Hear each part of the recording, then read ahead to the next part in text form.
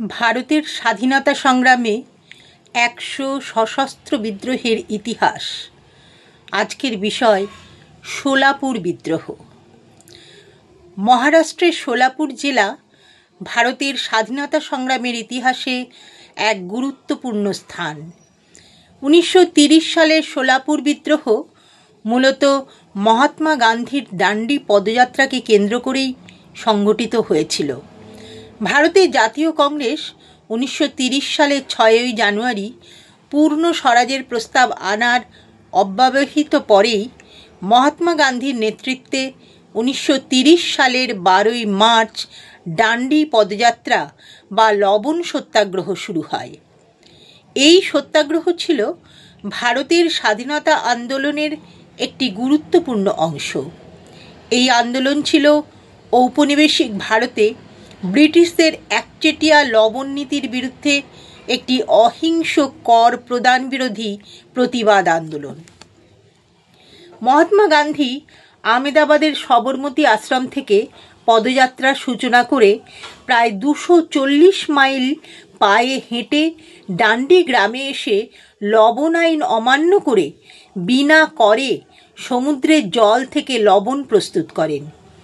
তার সঙ্গে বিরাট সংখ্যক ভারতীয় জনতা যোগদান করে।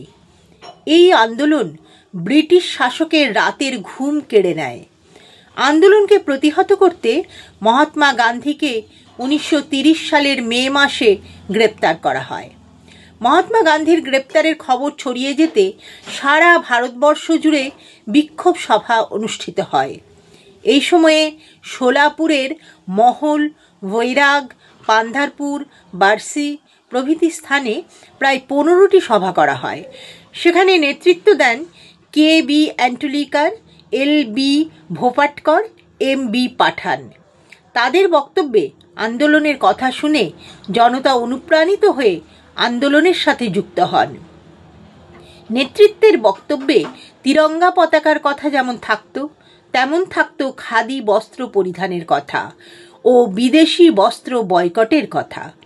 মহাত্মা গান্ধীর গ্রেপ্তারের কথা, বিদেশি যে কোনো জিনিস বর্জনের কথা প্রতিটি সভাতেই জোরালো কণ্ঠে বলা হতো।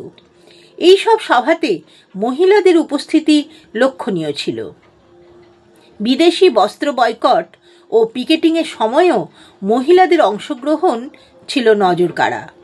সারা বছরব্যাপী এই আন্দোলন চলেছিল, যাতে সাধারণ মানুষের উপস্থিতি খুবই ভালো ছিল। এই সময় মিলিটারি রুল চালু হওয়ায় জনতার উপর পুলিশের আক্রমণ মারাত্মক আকার নিয়েছিল। সেই সময় গান্ধী টুপি, খাদি বস্ত্র পরলে পুলিশ এমনভাবে শারীরিক আঘাত করত, তাতে তারা প্রায় আধমরা হয়ে যেত। পুলিশ ও সৈনিকরা দোকানপাট লুট করতে ভেঙে দিত। মহিলাদের ধর্ষণ করা হতো। ব্রিটিশ প্রশাসনিক কর্তাদের কাছে নালিশ জানালে তারা তা গ্রাহ্য করত না। ফলত উত্তেজিত জনতা থানা ভাঙচুর ও পুলিশের গায়ে হাত তুলতে বাধ্য হলে পুলিশ থানা ছেড়ে পালাতে বাধ্য হয়েছিল। এইরকম বিশৃঙ্খল পরিস্থিতিতে জাতীয় কংগ্রেস পার্টির নেতা তুলসীদাস যাদব সহ অন্যান্য নেতৃবৃন্দ নাগরিকদের আইন শৃঙ্খলা এবং নিরাপত্তা বজায় রাখার দায়িত্ব নিতে বাধ্য হন। সেই সময় ভারত স্বাধীন হওয়ার আগেই শোলাপুরের নাগরিকরা স্বাধীনতার স্বাদ পেয়েছিলেন, যদিও তার মাত্র ৩ দিনের জন্য। জাতীয় কংগ্রেসের নেতৃত্ব মহাত্মা গান্ধীর দাণ্ডি মার্চ দ্বারা অনুপ্রাণিত হয়ে শোলাপুর পৌর পরিষদ, যা ভারতের প্রথম পৌর পরিষদ, সেই সরকারি ভবনে জাতীয় পতাকা উত্তোলন করেন। এই ঘটনার পর ব্রিটিশ শাসকরা শোলাপুরে সামরিক আইন ঘোষণা করে।